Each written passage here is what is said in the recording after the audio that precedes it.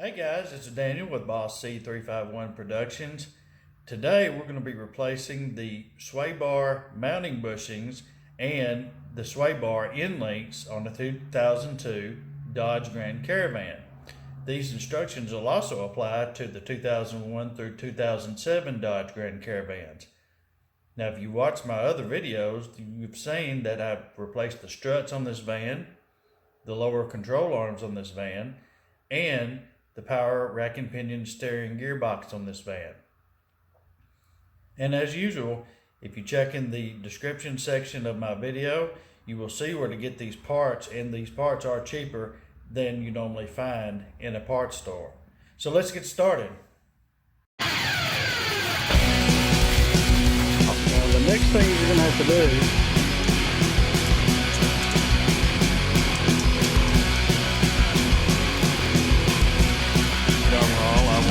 on the knuckle top and the switch. Well, I'll show you what it looks like. Right now, leveled and installed. I think they look pretty darn good. Hello, I'm Daniel, and I want to welcome you to the parts. Working my way around. I have it set right now at 1080 out of the valve cover, and when it cranks in and out, That's not worth paying the kind of money I did.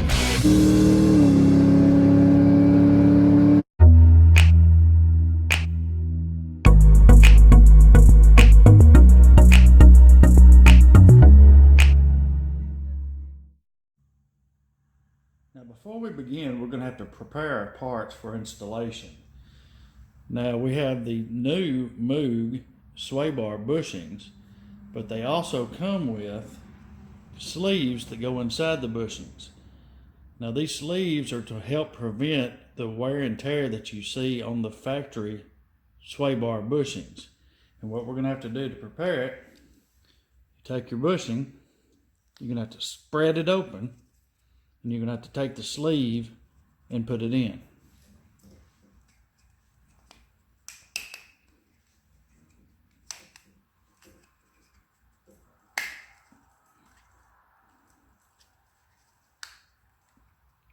Like so. It's a little bit difficult, especially when it's cold like it is today, but I got it in there. We're going to have to do that to both of the bushings. Now for your end link, make sure that your grease fittings are installed. Mine came installed, but some of them come in bags and you'll have to install them. Make sure they're in there. Now that we are out and under the vehicle, you will see that this particular van, the power steering rack and pinion is missing, as well as the cradle brace. I decided this would be the best way to show you how to take this apart and put it back together, because I can easily videotape what I'm doing. Otherwise, you would have the cradle brace in the way and it'd be really hard to see what's going on. The first thing we're going to do is we're going to take our 15mm wrench and 15mm socket, and we're going to remove the mounting bolts to the bushings from the cradle. This way the sway bar will drop down somewhat so we can get the new bushings in and on the sway bar. Then we can put the bracket back over the bushing and then install the bolt and the nut back on.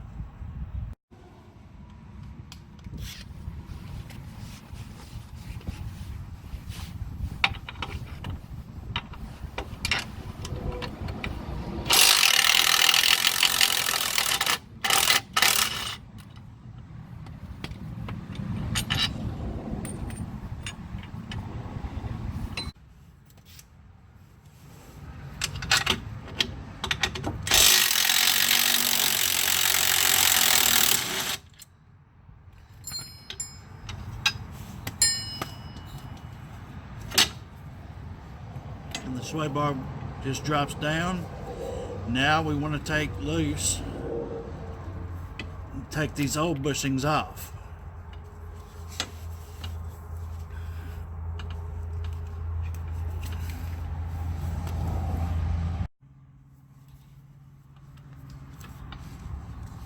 These bushings on this van although it is an earlier van than what I worked on before, these bushings are quite different. These are slotted where the other van, they were not slotted, they were just grooved like our new ones.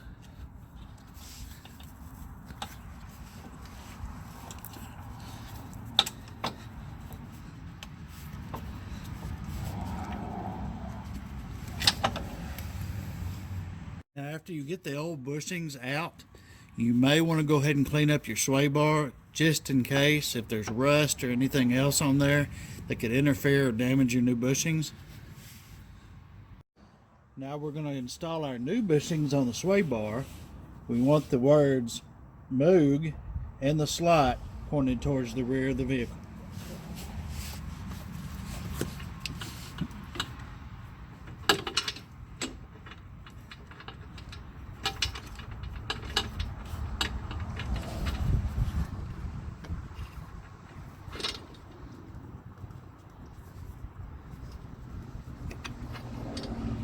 Okay, line it up, and this is how it will fit against the cradle.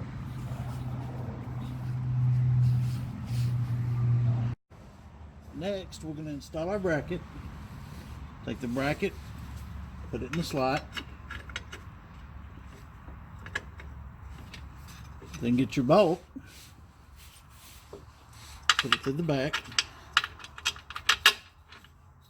then install the nut. Now do not tighten it down yet because you have to do the other side. And when you have the other side installed, go ahead and tighten down the bracket.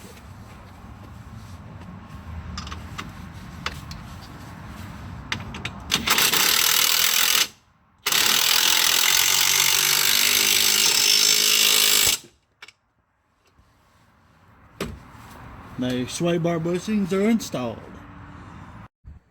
Next, we're going to remove the sway bar end links. To do this, you're going to have to follow some specific steps in order to be able to get the end links out. Now, remember, on this vehicle, I have removed the lower control arms. So on your vehicle, the control arm is going to be there.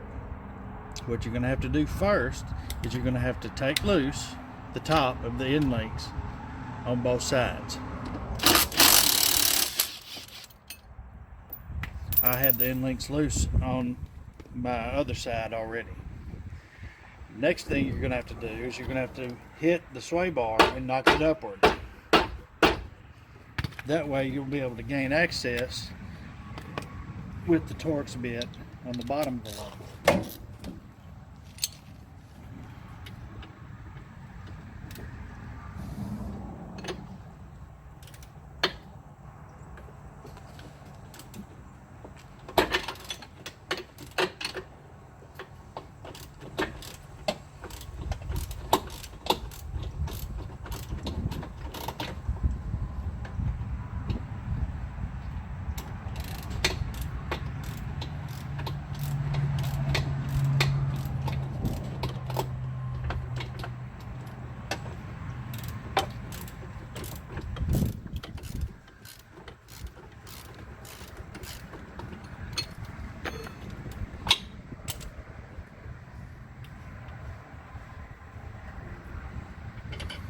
Okay, we have it removed. Now to install the new one. The new sway bar end links are going to be a little bit easier to install because the manufacturer has eliminated the T40 Torx bit. As you can see, 11/16 wrench, and you'll be able to hold on to the end link as you tighten it up. Also, when you install the end link, make sure the grease fitting is toward the front on the top.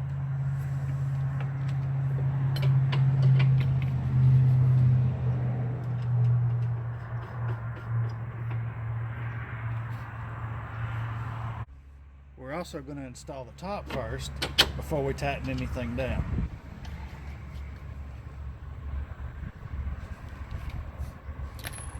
This time we're going to be able to use our 18mm socket and impact instead of having to mess with that T40 bit.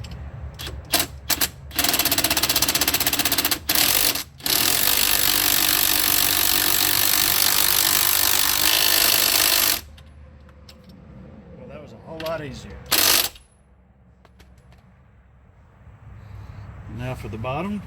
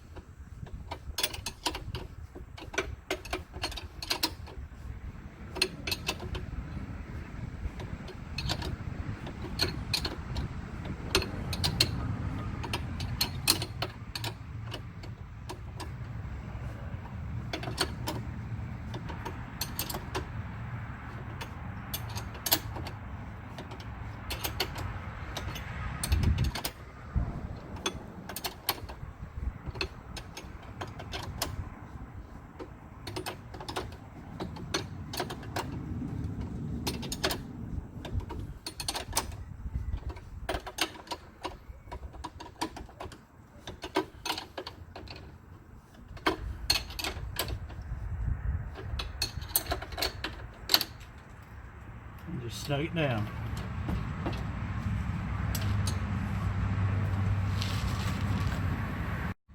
And the final step that many people forget is to go ahead and grease your new joints.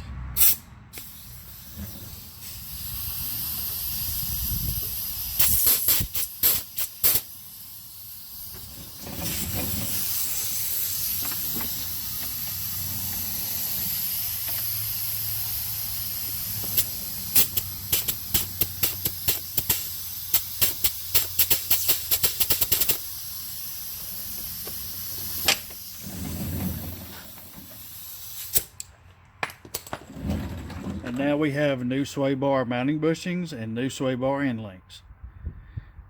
This is Daniel with Boss C351 Productions. I appreciate you watching my videos.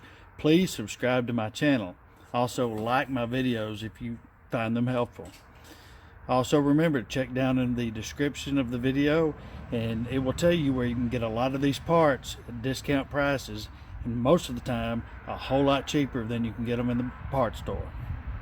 Thank you for watching my videos.